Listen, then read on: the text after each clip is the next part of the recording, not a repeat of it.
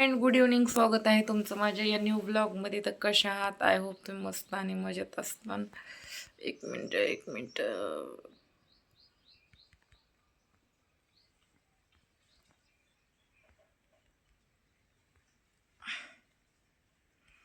फोनचं तर तुम्ही मस्त आणि मजेत असता. झाली का जेवण? सगळ्यांचे झालेच असतील. तर माझं जेवण नाही झालं कारण आई भांडणं करून बघा माझ्या इथं असं राग ती भाकरीची दुर्डी आणि कढई ठेवून गेली. स्वतः जेवण केले, मला जेव सध्या म्हणली नाही. का तर मी रानात काल खुरपाय गेले नव्हते आणि तिला वाटलं मी खुरपू लागितलं नाही. कसं असते ना, शेवटी काय गोड तर काम गोड असते. काम केलं की सगळेजण गोड बोलतात, काम नाही केलं की सगळ्यांना आपण वाईट असतो. बरोबर आहे का नाही सांगा?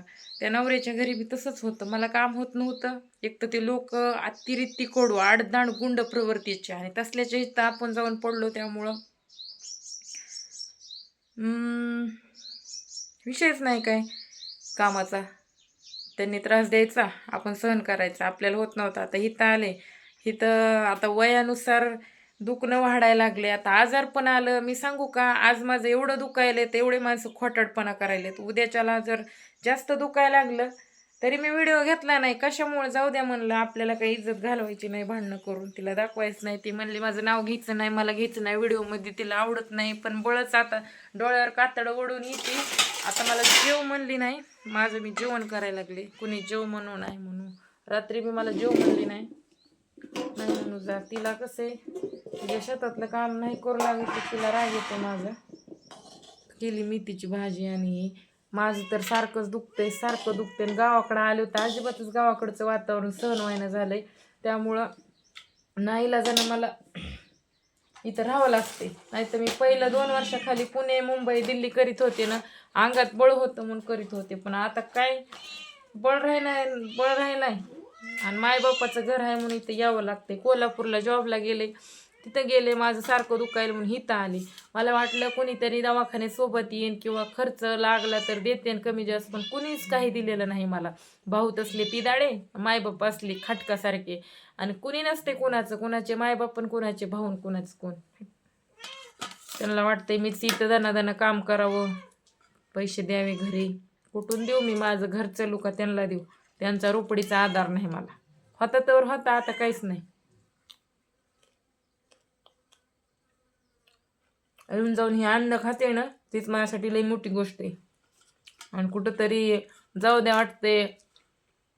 आपण मायबापाच्या दारात येतो, आपल्याला त्यांच्याशी कोण आहे असं वाटतंय मला. मी कधीच काय बोलले नाही बरं का, कधीच. आणि तिला व्हिडिओमध्ये तर अजिबातही वाटत नाही. तिला लय राग येते माझा, पण बळच येते व्हिडिओमध्ये. उगं म्हणते आहे, गोड बोलून तिला घेते मी व्हिडिओमध्ये. तिला तर अजिबात आवडत नाही व्हिडिओमध्ये. आज मला शिव्या दिल्यात, मला घेत नाही व्हिडिओमध्ये म्हणून. हो तिकडं. आणि मांजर बा इकडे काय, हे पम्या आहे. आता जेव म्हणली नाही, मी उपाशी बसणार नाही. मी जेवण करणार, फुल जेवण करणार. आणि मी आज ती जाणार आहे अंबाजोगाईला साड्या बदलायला. तर मी आज रानात गवत जाऊन उपटिणार आहे. आज बरं वाटायले. आज काय झोपणार नाही. काल दिवसभर झोपले होते मी. 2च ब्लॉग टाकले आणि पुन्हा झोपले. कशामुळं? असं जर डोळे जड पडले माझे. आता मला अचानकच काय व्हायला समजा, मी जर लईच आजारी पडले, मला लई मोठा आजार पण झालं, मग तर मायबाप मला डायरेक्ट म्हणते हिला मरायचं इंजेक्शन देऊन टाका, आमच्याच्यानं काय बघणं होत नाही. असंच वाटायला लागले मला तर आता. माझी हाय चूक, मी काम करीत नाही. घरी आले की का करीत नाही? तब्येत साथ देत नाही म्हणून. आज तर मी 6 वाजता उठले, एक्सरसाइज केली. आई माझा मोबाईल पण पकडीत नाही. तिला राग येते मोबाईल धर म्हणलं की. मला कुणाचा सपोर्ट नाही व्हिडिओ काढायला. मी लय प्रयत्नानं एवढं इथपर्यंत चॅनल आणलाय. लय म्हणजे लय. मला जरा सध्या सपोर्ट नाही कोणाचंच. पण असं मी माझ्या प्रयत्नानं सक्सेस होणार. शेवटी कुणी कुणाचं नाही ह्या जगात. मला तर कुणीच नाही. सगळे असून नसल्यासारखे आहेत.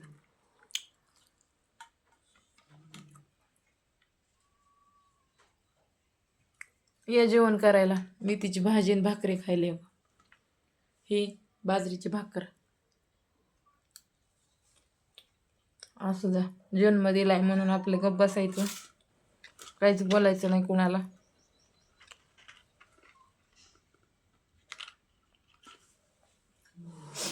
तशी त्यांची इच्छा.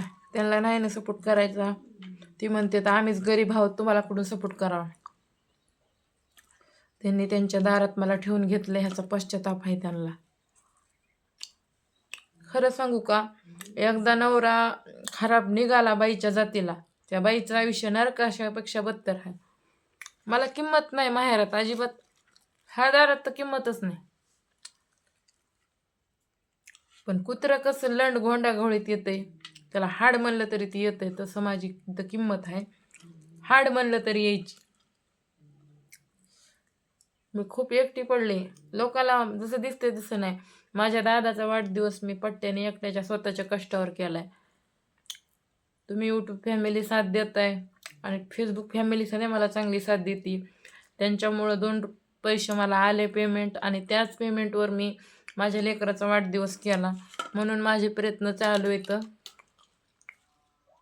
बाकी कुणाला सपोर्ट करायचा नाही करायचा. बाहेरचे ठेव का, बाहेरचे जग तर नावं ठेवायचं असते, पण घरच्यांनी तरी सपादून न्यावं लागते. घरच्यांनी सपोर्ट करायला पाहिजे.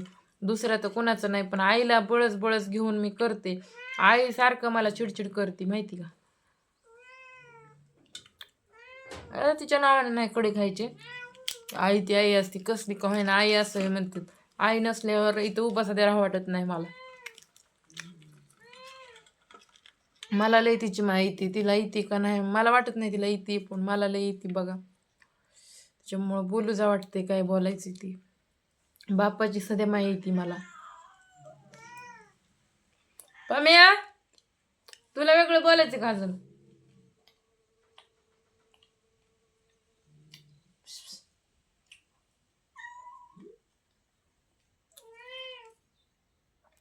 ती बघा तिकडे बसले पम्या. पम्या तर दिसानच झालास.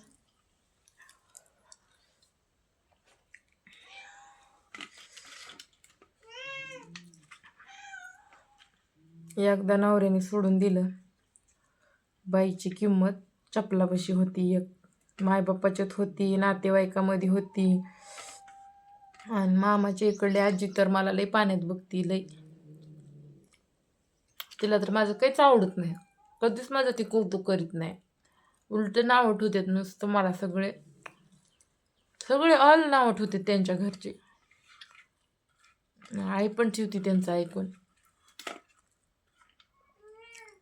ठेवू जा, मी नाही कोणाचा विचार करणार. मला जगायचंय माझ्या पोरांसाठी. मला सक्सेस व्हायचंय, पोरांना सक्सेस करायचंय. कोणावर डिपेंड राहू नका, स्वतःच्या जीवावर राहा. स्वतः चांगले आहेत तर सगळं जग चांगलं असते. आपण चांगले नाही तर कोणीच चांगलं नसते. आणि मी काय म्हणते, मी तर ना, मला जर काय आजार झाला तर मी खरंच आत्महत्या करू ना, लवकर मारणार. आपल्याला तर कोणीच नाही सांभाळायला. देव करो तसं नाही हो, पण जर झालं तर मी आधीच मारणार. सुसाईड करूनच मारणार, एवढं मात्र पक्का आहे.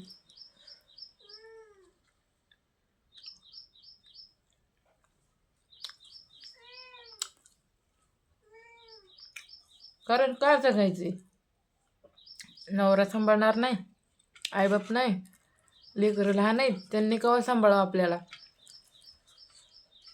त्याच्यामुळं आपलं आपलं जीव दिलेलाच बरा.